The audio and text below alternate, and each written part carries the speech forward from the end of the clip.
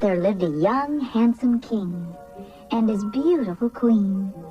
They loved each other very much, but they had no children. They were sorry about this, because they so much wanted a child of their own. The queen liked to walk in the cool forest by the waterfall and pray for a little baby. One day, a little fish popped its head out of the water and piped, "Your Majesty, your prayers have been answered. Very soon you shall be a mother and have a lovely baby daughter." Thank you, dear little trout. Thank you for your sweet and wonderful words. A short time later, the prediction came true, and a baby girl was born to the queen. The king and queen were so happy. They spent hours playing with the baby and making her laugh. They called her Rosebud because she was pink and lovely as a delicate, sweet flower. The king and queen decided to hold a great feast to celebrate the birth of the princess. They invited all their friends and neighbors and relatives, and also the fairies of the kingdom, to bestow their blessings upon Princess Rosebud.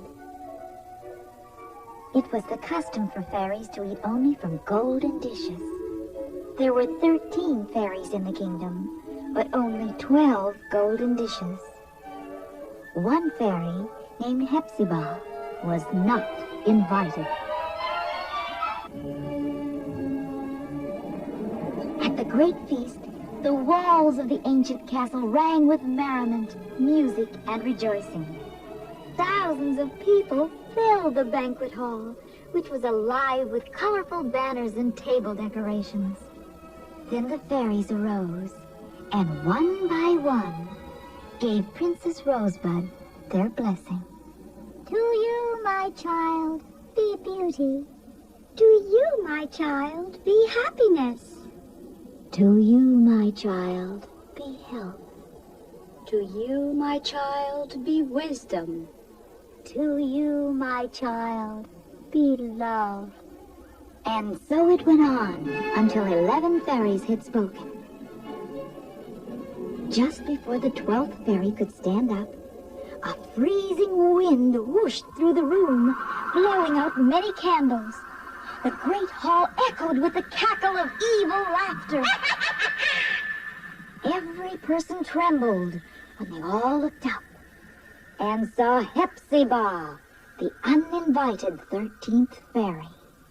She was dressed in long black robes, seated on a rafter at the very top of the high ceiling.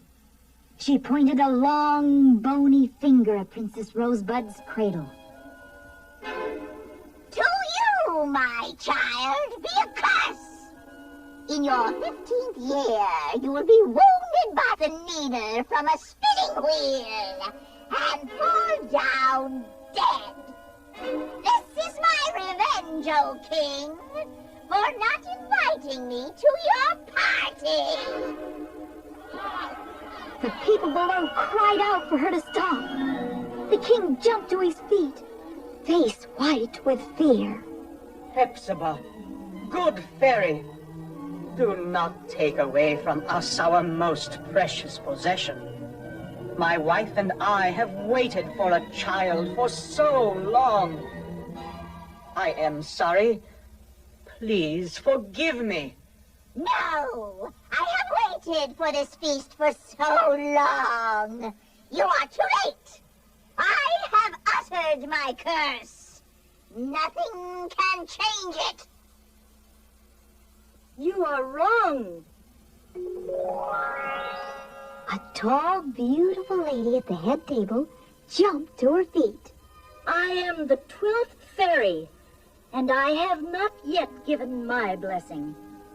I cannot undo your curse, but I can soften it. Princess Rosebud shall not die.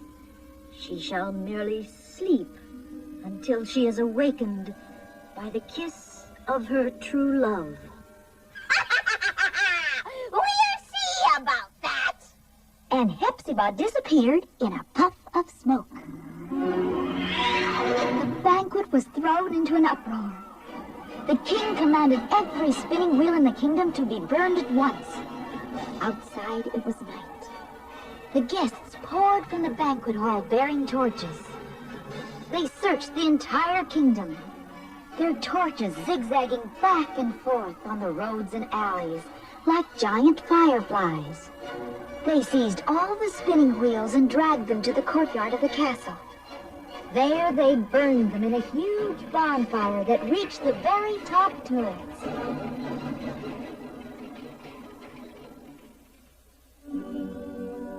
Many long years went by, and Princess Rosebud grew into a lovely young lady. All the fairies' blessings came true. She had health and beauty and wisdom, and her heart poured out love for everyone, especially her parents. And they gave back love, showering her with affection. Then came the day of her 15th birthday. Her mother gave a party and invited her friends. What game shall we play? Hide and seek. Rosebud, you hide first. All the children closed their eyes, and the princess ran out to hide. At the very top of an old tower, she stopped before a door that had always been locked. But today, for the first time, there was a tiny golden key in the lock. Rosebud decided to hide there. She promptly turned the key and entered. Inside, she saw a comfortable living room with a cheerful fire blazing, and what looked like a kindly old lady, turning a huge spinning wheel, which Rosebud had never seen before. She did not know that this was Hepzibah, the evil fairy. Hello. What is that you're doing? I am spinning, my child. What is spinning? Come here, and I will show you. Rosebud let the old lady put her arm about her. When she saw the long, bony fingers on her shoulder, she was frightened. Spinning is making cloth. Watch the needle go up and down, up and down, just like a goldfish darting through a pond. Do you think you could catch the fish? Try it. Rosebud reached out her hand and plucked the needle. The end of it pricked her dainty finger, and a large drop of blood appeared. At once, Rosebud fell to the ground. Then Hepzibah shook her fist. Now, O king, we shall see who has the greater power. This beauty shall never rise again. But Rosebud was not dead. She had only fallen into a deep sleep, as the good fairy had promised. And the king and queen and all the court fell asleep too. The horses slept in their stables. The storks slept with their heads under their wings. And the flies slept on the walls. All this made Hepzibah furious. She did not want the others to sleep. She wanted them to miss Rosebud and to grieve for her. For revenge, she encircled the castle with a large hedge, bristling with sharp thorns. Every year, the thorns grew higher and higher, thicker and thicker, till at last the entire castle was hidden, and not a single brick or chimney could be seen.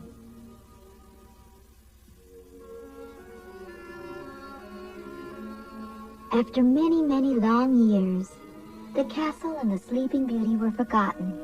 But then, young Prince Charles, in a land far away, heard the story and decided to look for Princess Rosebud. The 12 good fairies decided to help the prince. They enticed the evil Hepzibah into another part of the kingdom. Prince Charles arrived at the castle, drew his sword, and cut away the thorns. He reached the main castle gate and found everybody sleeping.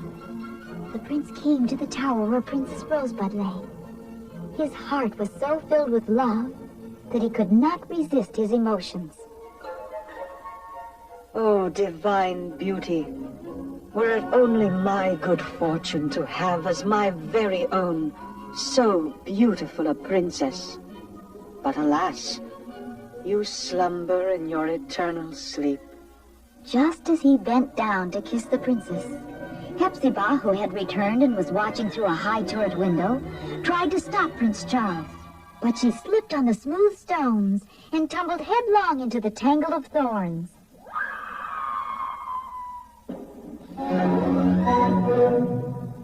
Hepzibah's spell was broken. Rosebud opened her eyes and kissed Prince Charles. The king and queen and the court came to life as if nothing had happened. There was happiness everywhere. The ugly hedges of thorns were changed into beautiful plants, blooming with rich flowers, and the castle again became a glorious spring garden. Later, Prince Charles and Princess Rosebud were married, and they lived happily forever after.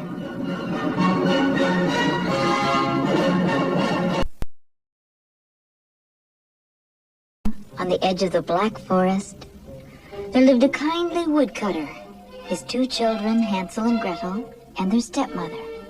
They were very poor, and the only thing they had left to eat were 2 pieces of bread.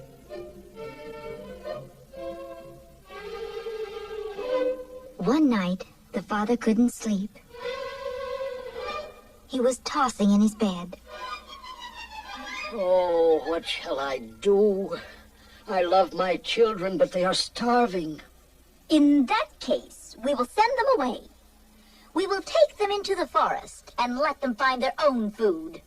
Oh, no, not that. If we don't, we will all starve. He argued with the stepmother, but finally, with a heavy heart, he agreed. In the next bedroom, Hansel and Gretel were still awake and overheard everything through the very thin walls. When Gretel heard what her stepmother was planning to do, she started to cry. Hansel, if they leave us in the woods, what will happen to us? But Hansel was a clever lad who always knew how to solve difficult problems. He tiptoed over to his sister and tenderly pressed her hand. Don't be afraid, Gretel. I won't let them leave us. He put on his jacket and slipped out of the door. Outside, the moon cast a glow on thousands of white pebbles that glittered like daisies on a green meadow. Hansel stuffed his pockets with the white stones. Gretel was still awake when he returned. What did you do? I'll show you in the morning. Don't worry and go to sleep. Everything will be all right.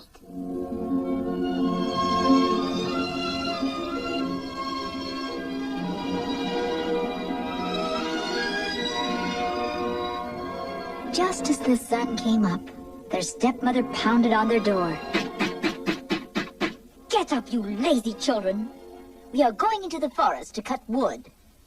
Here is a crust of bread. Save it for later.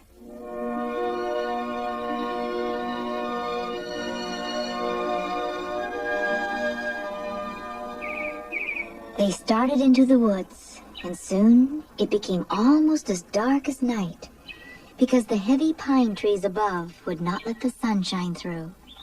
All the while, Hansel was secretly dropping a trail of little white pebbles. Hours later, they stopped, deep in the forest. The father piled up a heap of brushwood and made a fire. Soon it was bright and warm and crackling. Their stepmother was all smiles. Sit by the fire and go to sleep, little ones. We will go and cut wood and come back for you later. Hansel and Gretel knew that she was not telling the truth. But still they waited and waited. But no one came to get them. The darkness finally surrounded them completely, and Gretel began to cry. Hansel silently put his arms around her and they fell asleep. It was midnight when they woke up, and the moon was shining on the white pebbles, bright and glittering, dotting a path through the forest. Taking Gretel by the hand, Hansel led them right back to their little cottage. Their father was happy to see them. My children, how happy I am that you are safe. But their stepmother was very angry. How could you worry us so by getting lost in the woods? A few days later, when the father was away, the nasty woman took the children into the forest herself. This time Hansel did not have any pebbles, only a piece of bread. But he was a smart boy. He told his sister, I will tear up the bread and use the crumbs to make a trail. He carefully dropped the crumbs one by one. But by the time they reached the middle of the forest, thousands of little birds had come along and eaten up all the crumbs. The stepmother pretended to go and gather wood, but she did not come back. When the children tried to find their way home, there were no crumbs to show them the way. They were really lost. Gretel, I'm so hungry. Hansel, I'm so frightened. We must pray, dear Gretel, for our Heavenly Father to help us. He loves us and will not let us starve in the woods. They knelt and said their prayers. When at night we go to sleep, 14 angels watch, please keep. And then they fell into a deep sleep. The cheerful singing of forest birds awakened the two children. Again they started to search for their way home. Soon they were more lost than ever. They were so tired and hungry that they could not move another step. Gretel, look! What is that? There! Through the trees is a beautiful little cottage. The walls were made of gingerbread, dotted with raisins and nuts. The roof was made of cake, heaped with frosting and red cherries, and the windows were sugar candy. First, the children stared, unable to believe their eyes. Then they started running towards the cottage. Without a word, Gretel carefully broke off and ate a piece of window, and Hansel ate a big piece of roof. Then they heard a lady's voice calling, Nibble, nibble, little mouse. Who is eating from my house? They looked at each other in surprise. But before they could say anything, a little old lady hobbled around the corner.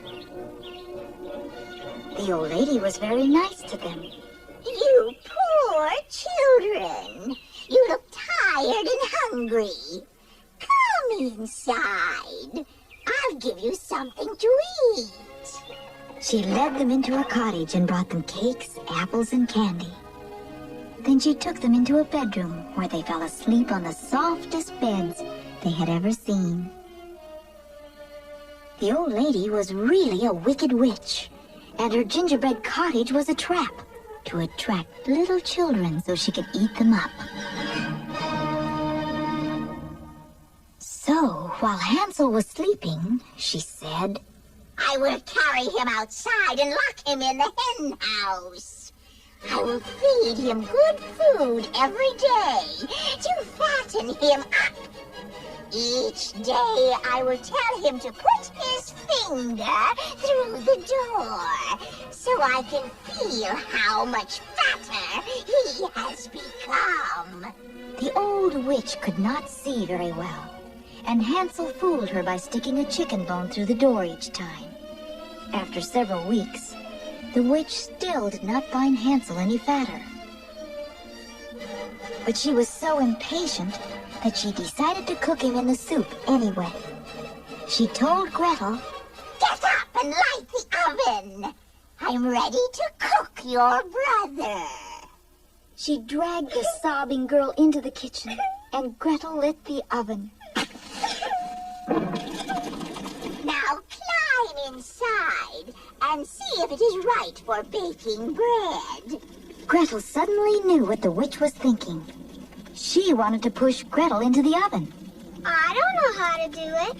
Silly little girl, I'll show you. Look, I can do it. And the witch stuck her head into the oven. Quick as a wink, Gretel pushed the witch right inside, slammed the door, and locked it tight. Gretel ran to let Hansel out of the hen house. When they knew the witch was gone for good, Hansel and Gretel danced with happiness. They looked through the house and found lots of treasures. They put as much as they could into their pockets and ran out of the house. Suddenly, they recognized this part of the forest and soon came to their own cottage. Their father ran out to greet them. Oh, my children, I am so happy that you are home again. The nasty stepmother had left their cottage some time ago and had sworn never to return. The children showed their father all the treasures they had found, and they were no longer poor. Hansel and Gretel and their lucky father lived happily forever and ever.